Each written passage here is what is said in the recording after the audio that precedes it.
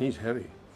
Yeah, he's got quite a, he's quite a big character and he's got a lot of I like that his nose sort of like, his eyes are sort of inside of his nose.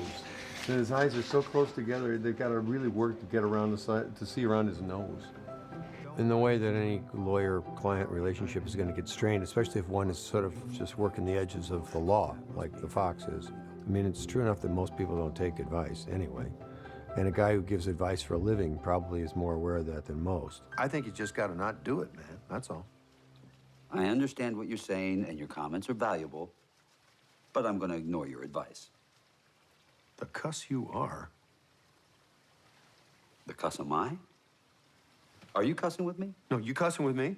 Don't cuss and point at me. You're gonna cuss with somebody, you're not gonna cuss I with me. originally tried to do it with a Wisconsin accent because the Badger is the mascot of the University of Wisconsin. So I worked on my Wisconsin accent very hard. I listened to National Public Radio, the Wisconsin channel, for days, driving around the car listening to this voice. And I did the first few takes, first few scenes with the Wisconsin voice, and I was feeling really pleased, you know. And I said, so what do you think about that? Huh? What do you think about that? And he said, well, I really see him as sort of a Savile Row lawyer kind of a Badger. Okay. I didn't see him as a Savile Row lawyer kind of a Badger, and I don't think you would have either. That's kind of the deal. That's how I saw him. We've just got one little thing, which is a little gift for you. Oh, that's so nice. You have to be on the crew to get one of these, so as soon as you're on the team, that is beautiful. you can feel part of the puppet That hospital now. Beautiful. Thank you. I'm proud of this. This is really good. I like this a lot. It's an amazing amount of work. There's so many people working here.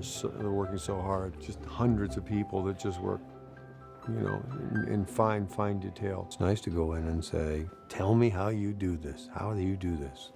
How do you make this thing happen? Because it's a real magic that they do. Okay, let's go somewhere else. Learn more about the animation process. Kim is one of our top animators, I would say. Really? Should I be getting in good with you? Hey, come here. I want you to make me look really good in my close-up. This is Wes Anderson, the director of the fantastic Mr. Fox. And this is Kim Kukalair, who we just call Kuka Kim, who is 120 years old and looks fantastic. Look at the shape she's in for 120.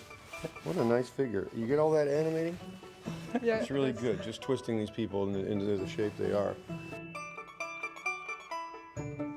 She's emailing someone, he's here, someone come and help me. The boss is here, he's probably coming to your set next, hurry up. We're here in the sewer cavern where all the critters have just been flooded out of their home. And they've ended up down in this sewer. You can see how everyone's just a little bit moist, a little bit that I just escaped something terrible look. What just happened? Something with cider. That was dangerous. Is anyone hurt? How much time in the film is this going to take? Is this going to occupy? This is 18 seconds shot. 18 seconds. Yes.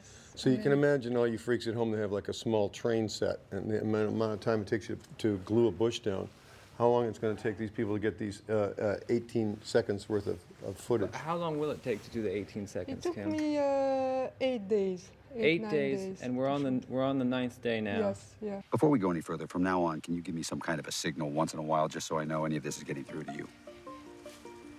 It's just a series of individual photographs taken of this, right? Yeah. So how many photographs make up a second? How many photographs in a second? Take 24 photographs. Per second? Yeah, per second. But we animate on double. So we making a position with the puppet and then we're taking 2 frames, 2 photographs. That are the same. Yeah, the same. So it's 12 poses a second, unless you want to move fast. Really fast. If there is a really fast action. Someone's running or something. Yeah, yeah. Then it's 24. To make a puppet just stand there staring is very hard to do because if you don't move them, it seems like a still. And if you move them, they start doing things like this. The not most done right. difficult thing is to keep puppet alive when they completely still.